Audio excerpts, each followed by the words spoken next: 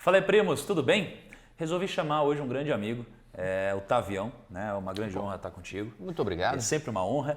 E para lançarmos um quadro novo aqui no canal, o quadro chama Divã do Primo com o Tavião. Poxa, certo? Na verdade, obrigado. o Tavião é o convidado, né? Pois é, estamos aqui já, coisas que nunca vivi já, Coisa que quadro nunca vi. novo. Um quadro novo. Nunca passou por um quadro novo assim de outro canal? Não, porque a gente ia gravar outra coisa e quando chegou aqui verdade. você decidiu fazer isso. Eu decidi, você gostou? Parabéns para a equipe que conseguiu montar o setup aqui rapidinho. E o objetivo do quadro, o propósito do quadro é ajudar meus amigos com alguns objetivos específicos, né? No caso, o Tavião tem um objetivo específico que ele queria resolver, ele queria uma ajuda e a gente decidiu gravar um vídeo sobre isso. Vamos lá, não sei qual é a vinheta desse quadro, mas eu tenho certeza que o Kaique vai vir com uma vinheta legal para essa inauguração do quadro, certo, Kaique? Então, vamos lá!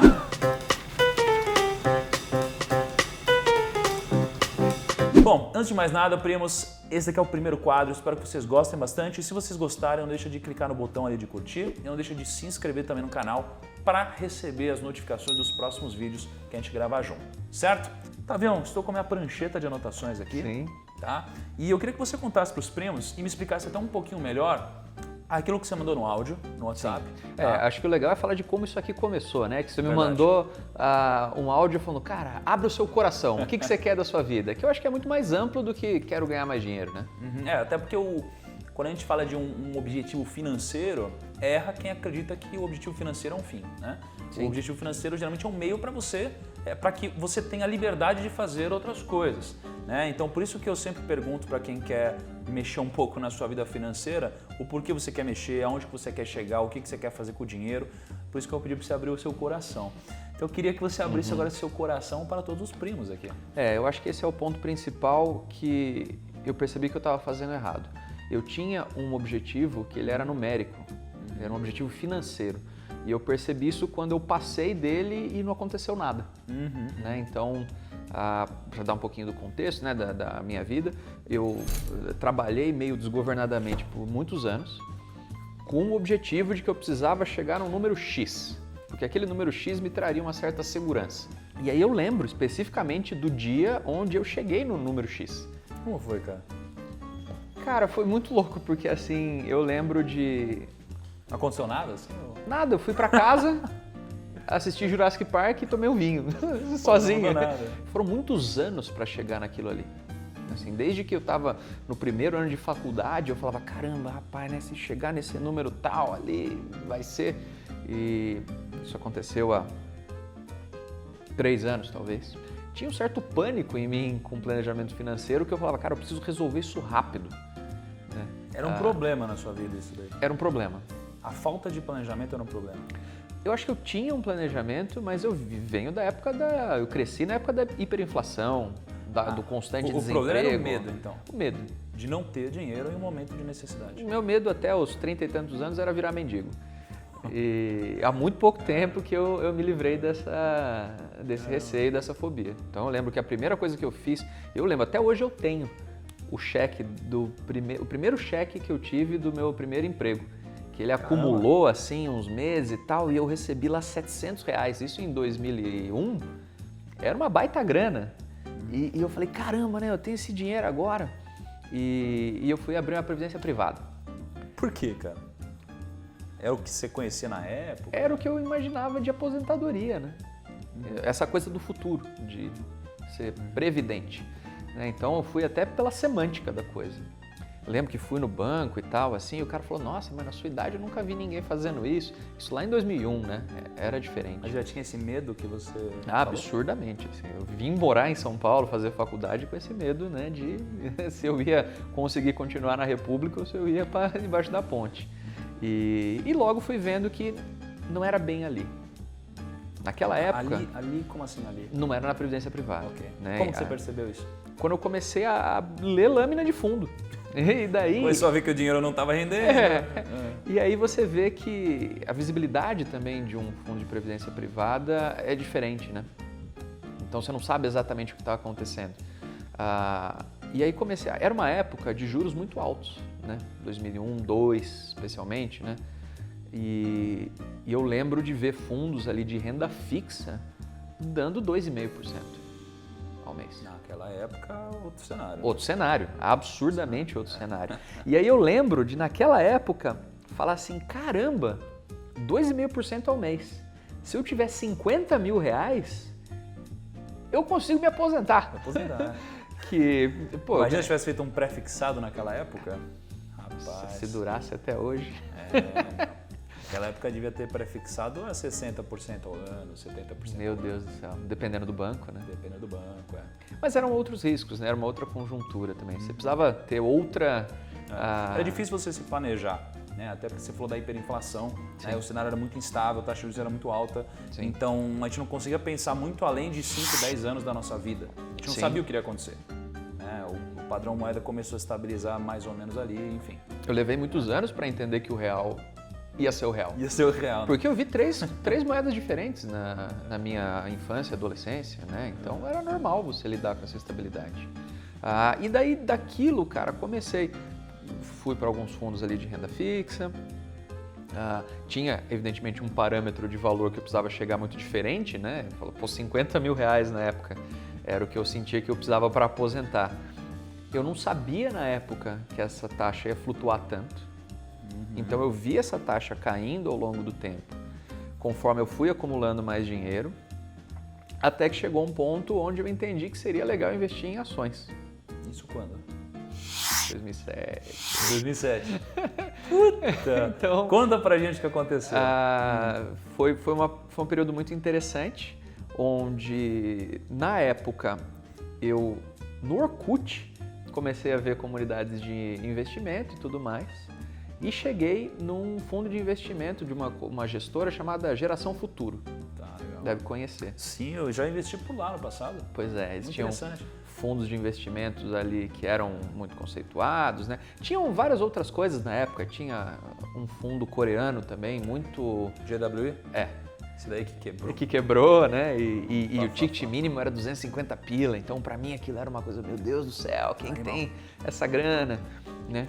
E foi muito legal por um bom tempo. Acho que eu peguei assim o finalzinho da festa e cheguei a ganhar uma boa grana. Via fundos na Geração, então? Sim. Eles tinham acho que 2 ou 3 fundos só na época. E foi assim, sei lá, 6 meses de pura alegria. Então eu fui com a mentalidade assim de, vou alavancar aqui os ganhos, né, com o fundo de ações, para ficar mais tranquilo e comprar o apartamento mais fácil, mais rápido. Né? Hoje eu vejo que essa lógica estava invertida. Mas foi um revés importante, cara. Ali foi um momento onde eu vi queda de coisa de 40% em poucos meses. Como você se sentiu quando você começou a perder esse dinheiro? Cara, é um desespero razoável, né? Desespero. Porque como aquilo era uma coisa... Eu nunca tinha visto uma crise de bolsa naquela época. E acho que como a gente viu, globalmente, especialmente, foi uma surpresa muito grande. Foi. A gente está acostumado, às vezes, a ter uma coisa ali que, nossa, aquela semana foi péssima. Não, o brasileiro está acostumado, né? Crise todo ano. Né? Mas é diferente, cara. Você vê, há quanto tempo a gente não tem um circuit breaker? Faz tempo, hein? Faz tempo. Lá você tinha, às vezes, 2 vezes no dia. Eu lembro de um circuit break que eu passei que foi sinistro, assim. Eu desci, fui comprar uma coxinha assim, no escritório que eu trabalhava e o escritório que eu trabalhava de investimentos ele ficava no 3º andar. E aí eu olhei pra cima assim, tinha uma galera do meu escritório gritando: Thiago, sobe, cara, porque a bolsa parou. Deu circuit break. Eu falei, quê? Aí eu subi, até foi no escritório que eu conhecia cá. Aí eu subi, falei, o que aconteceu? Cara, 10% e aí a bolsa trava, primoso. Quando dá circuit break, você não consegue ter reação, porque a bolsa para de negociar. Então é muito doido, né? E aquela coisa, de se der mesmo. 2 no mesmo dia, encerra. Aí encerra a negociação, aí você vai pra casa isso chora. E agora? E é uma época que foi confusa mesmo, né? Porque assim, você sempre falava, qual que é o tamanho do buraco? Ninguém sabia, cara. Eu não tinha um valor tão alto assim, eu tinha 80 mil no fundo da Geração. Mas perdi 40% disso. 40% é sempre 40%, né?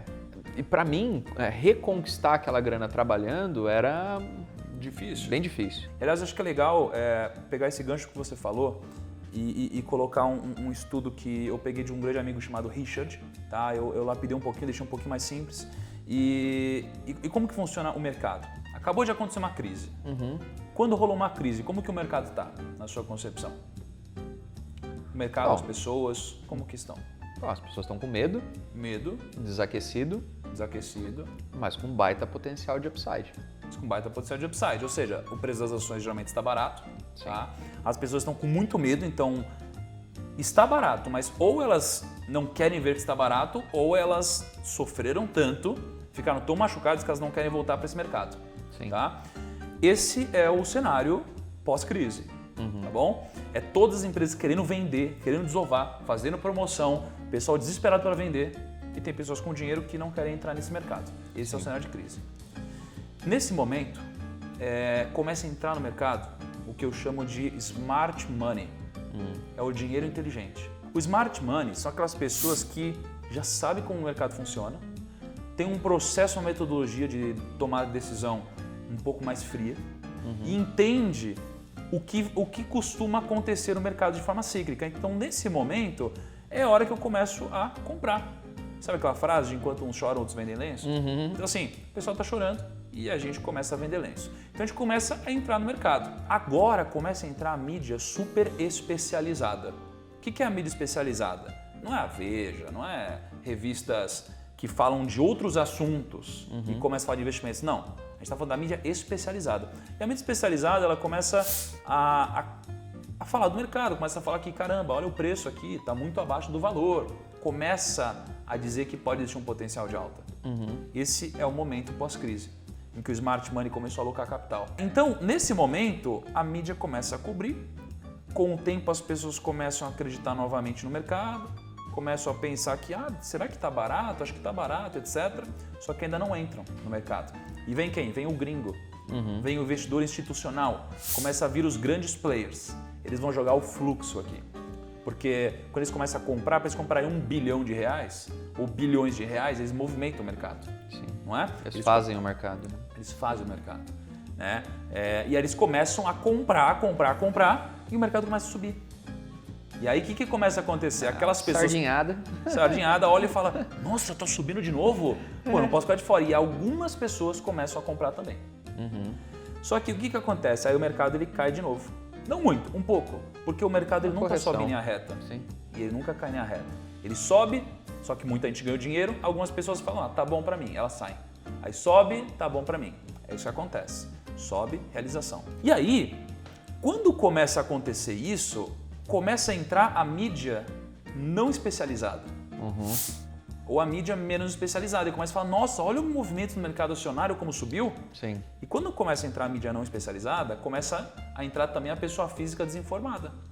Fala, caramba, nossa, olha aqui, tá subindo, etc, eu preciso comprar. E aí começa a rolar de novo o efeito manada. Que foi eu lá em 2007. Que foi você. Cara, meu amigo ganhou, todo mundo que eu conheço no escritório investiu em ações. Tinha um monte de gente que você conheceu, ouvia na TV que tinha ganho dinheiro com ações, não tinha? Então assim... Foi capa da Veja o negócio das ações. Exatamente. E aí começa isso a acontecer, todo mundo começa a comprar, só que aí o smart money, o investidor institucional, que analisa, ele olha para isso e começa a falar assim, caramba, acho que tá ficando meio caro esse negócio aqui. E aí ele começa a sair. Aos poucos, né? Aos poucos. Só que o investidor pessoa física que entrou no calor do momento, ele tá desesperado para comprar mais. Ele tá comprando e os caras estão saindo. E nesse momento, começa a acontecer um movimento de uma forma que a bolsa começa a cair, só que o investidor pessoa física, ele se apaixona pela ação, e ele fala assim, não cara, mas vai voltar. O negócio nunca volta, e aí, pum, crise de 2008. E aí as coisas caem, e aí de novo o smart money estava de fora e começa a comprar conforme cai. Esse é o movimento, é assim que funciona os ciclos na Bolsa de Valores e em todos os mercados. Só que o segredo é a gente inverter o ciclo. É a gente sempre inverter, né? E para isso a gente tem que analisar algumas coisas. Uma delas é a dimensão do sentimento. A dimensão do sentimento eu acho que talvez seja a mais importante, talvez até mais importante do que a valoração. É uma briga que eu tenho interna, mas... Porque você pode olhar para os fundamentos da empresa, acho que isso daqui é essencial, mas o sentimento, ele quase nunca erra. Ele quase nunca erra porque você consegue sentir a manada. Então, quando você falou sobre a capa da Veja, historicamente, né? Tem um vídeo que eu gravei, eu vou deixar aqui em cima para você ver as capas da Veja. E assim, a capa da Veja, lucro recorde, bolsa melhor investimento do ano, bolsa cai. Bah! Sim. Bolsa pior investimento do ano, bolsa sobe. Cara, é louco isso. Então, o que a gente tem que pensar? O que está todo mundo pensando e sentindo? Essa é a minha dificuldade. Porque hoje, como eu vivo num mundo, numa bolha, eu tenho amigos como você, por exemplo, eu já não sei dizer mais o que está na boca da galera ou o que é realmente a verdade. Então, porque assim, é um momento onde eu sinto que a bolsa é uma boa aplicação. Uma coisa do momento. Mas eu não sei o quanto isso está sendo percebido pelo sujeito ali que, pô, acabei de ganhar uma grana, o que eu faço? Muita gente me pergunta, que ação eu compro? Eu ia te perguntar isso. Que ação eu compro, né? Todo mundo fala, e aí, o que vai render mais e tal? E eu acho que é importante eu compartilhar um pouco da minha filosofia de que eu não gosto de ficar... Primeiro que eu não posso recomendar uma coisa, eu não posso falar assim, compra isso ou faz aquilo, né? Eu não posso, eu teria um conflito de interesse em fazer isso. Então, o que eu faço? Eu não sou um cara teórico, eu sou um cara prático. Tá? Então, eu tenho minha carteira de investimentos pública, né, no quadro Rumo ao Milhão, sabe disso? Então, se eu não tiver uma ação que eu te recomendar, entre aspas, agora, não faz sentido. Tá? Então, o que eu recomendo, entre aspas, é o que eu tenho, é o que eu faço com o meu dinheiro. Sim. Tá? Então, eu posso te ajudar a chegar a algumas conclusões, mas o que eu gosto, as ações que eu mais acredito, elas estão na minha carteira já. Eu gosto muito das duas empresas que eu tenho em dólar. Né? Eu tenho ações de Disney e eu tenho ações de Facebook. Né? Quando eu falo Facebook, você sabe que não é só o Facebook, é o grupo, né? Instagram, WhatsApp, tudo isso. Sim. Mas eu acho que, particularmente as ações da Disney, elas têm um conceito interessante, elas têm um case interessante. Porque a Netflix, né, ela tem um valor de mercado igual ao valor de mercado da Disney. Né? Então, só a Netflix, com o serviço de streaming que ela tem, vale o que a Disney vale. Que tem um ativo físico concreto, gigantesco. Ela consegue monetizar, eu não vou dizer melhor, mas ela tem uma cadeia maior de monetização aqui dos produtos dela. Então, a Netflix ela lança um Stranger Things. Ela monetiza de outras formas, mas principalmente aqui. A Disney, pegou Star Wars, aí a gente foi lá no parque agora da Disney, tem 5, 6 brinquedos Star Wars. Sim. Tem gente que paga só para isso. Aí tem um monte de produto, merchandising, tem muitas coisas. Na minha carteira hoje eu tenho 2 ações ligadas a empresas bancárias. Eu tenho ações do Itaú, só que não diretamente, eu tenho através da holding Itaúsa, que a holding Itaúsa é como se fosse uma empresa em que eles só compram participações. Né? E nessa holding, mais de 96% do capital dela está investido em ações do Itaú. Sim. Tá? Então eu estou apostando em Itaú basicamente. E as ações do Banco Inter, que é um banco nativo digital. É o único banco digital com ações? Ele é o único banco 100% digital, assim, que nasceu digital com ações. Com capital aberto. Tá. Capital aberto. E até ele deu uma crescida muito forte em termos de valoração, né? Porque o Nubank ele foi avaliado agora com um preço muito mais alto do que ele estava sendo negociado. E o Banco Inter, ele automaticamente marcou o mercado. Tá? O Banco Inter, o objetivo dele era bater 1 milhão de contas esse ano. Tá. Ele bateu 1 milhão de contas, acho que há um mês atrás mais ou menos. Tá? E o que impressiona é o ritmo de crescimento dele. Porque ele abria no começo do ano, se eu não me engano, umas 2 mil contas por dia, depois 3 mil, 4 mil, 5 mil, 6 mil, hoje ele abre quase 7 mil contas por dia. Cara, 7 mil contas por dia, a gente está falando de que a cada 100 dias ele abre 700 mil contas. É o número de pessoas que investem na Bolsa no Brasil, é isso? Exatamente. Por enquanto já temos Disney. Itaú. E o que mais que você acha que é interessante dar uma olhada? Eu acho que tem 2 cases aqui interessantes para a gente olhar. Tá? Uma é Senior Solution, é do setor de tecnologia, você não gosta muito, mas eu mas tenho é diferente. É um pouco o business deles. Ela consiste basicamente em venda de softwares para várias empresas, mas ela tem uma expertise muito grande no mercado financeiro. Ela atende mais de 300 players do mercado financeiro. Ela vende para Itaú, vende para XP, vende para Santander, vende para muita gente. Só que eu achava, antes de conhecer o business, que uma venda de software é algo muito, como eu posso dizer, algo que ela poderia vender e a empresa parar de comprar depois dela ou trocar o fornecedor. Mas não, é um business em que a empresa compra o software da Senior Solution, né? Compra assim, né? Paga ali um mensal, um fee, treina toda a equipe dela, a equipe inteira se acostuma a usar esse software. Para mudar é difícil. Para mudar é difícil, entende? E ela é muito consolidada. E o que eu gosto é setor de software e tecnologia, né? É o segundo setor mais rentável do mundo, tá? Depois do farmacêutico. Depois, ela é uma empresa muito pautada no crescimento, não tanto na entrega de dividendo, pelo contrário, paga nada quase. Ela pega a grana dela em caixa e cresce através de aquisição. Então ela vai crescendo a um ritmo muito alucinante. Só que como ela cresce muito, ela precisa de muito caixa para isso. Mas ao mesmo tempo, ela acelera o crescimento dela. Então ela comprou um business que vai ter um payback em 10 anos, por exemplo. Então o dinheiro que ela desprendeu aqui nesse business, talvez ela só retorne em 10 anos. Mas ela vai comprando tanto negócio que ela vai inflando e crescendo muito rápido. Tá? Tem um grau de risco maior pelo fato de ela fazer isso. Mas ao mesmo tempo, é o que eu busco. Eu quero um crescimento gigantesco, eu não quero um crescimento pequenininho. Senão talvez eu nem estaria em ações. Preciso pensar com um pouco mais de cuidado. Vamos ver qual que é a última sugestão sua. Lembrando aqui que o que eu tenho de capital reservado para isso são 250 mil. Eu acho que tem uma coisa legal, que as pessoas quando compram as ações, elas não imaginam o que tem por trás, o business. E a gente tem que fazer isso. Só que eu acho que os analistas eles têm um problema que eles olham muito para o próximo trimestre, para os próximos 2 trimestres. Sim. Porque como o dinheiro não é deles, eles precisam de resultado rápido, porque é meta, precisa bater, performance e tal, às vezes não podem olhar para 10 anos, entendeu? Sim. Nesse ponto eu acho uma coisa interessante, porque eu acho talvez uma siderúrgica um pouco granular demais, porque eu estou olhando, e também tem essa coisa do upside muito alto, como eu te falei. Não estou buscando talvez uma rentabilidade tão elástica assim, mas eu acho que talvez a gente esteja entrando num novo ciclo de commodities e a empresa que eu acho legal é a Vale. Já tive a oportunidade de visitar uma operação da Vale, visitei a mina de Brucutu lá em Minas, vi todo o processo que eles têm lá e é uma coisa assim impressionante, a magnitude do negócio, né? A operação, o quanto assim cada segundo que uma máquina não funciona ou que um caminhão não entrega, eles traqueiam aquilo porque aquilo é dinheiro perdido, né? Então eu vi ali uma minúcia e eu vi literalmente décadas de matéria-prima ainda a ser trabalhada. Sim.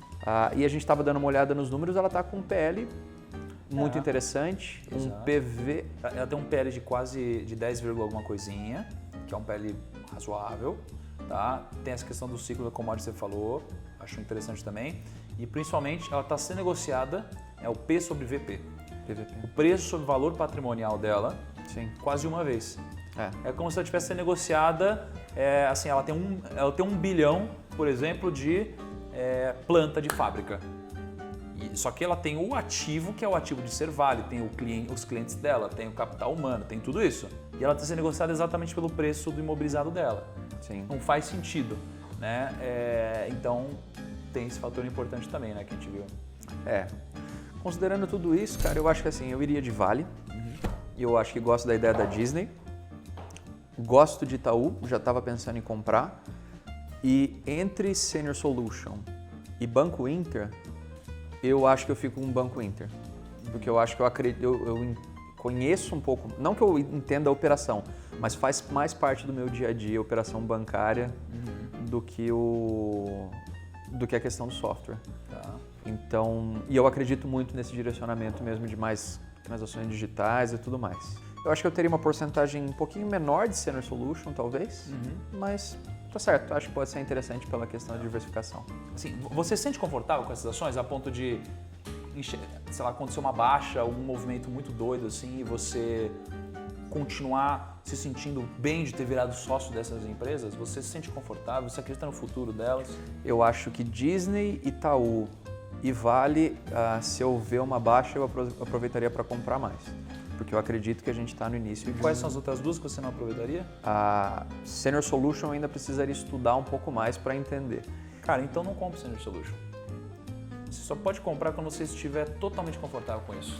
Sim, cara, você precisa sentir quase que honrado em virar sócio dessa empresa, sabe? É isso que você precisa sentir, porque você não tem que sentir dúvida sobre isso. Sobre ela? Você não não tem que sentir dúvida.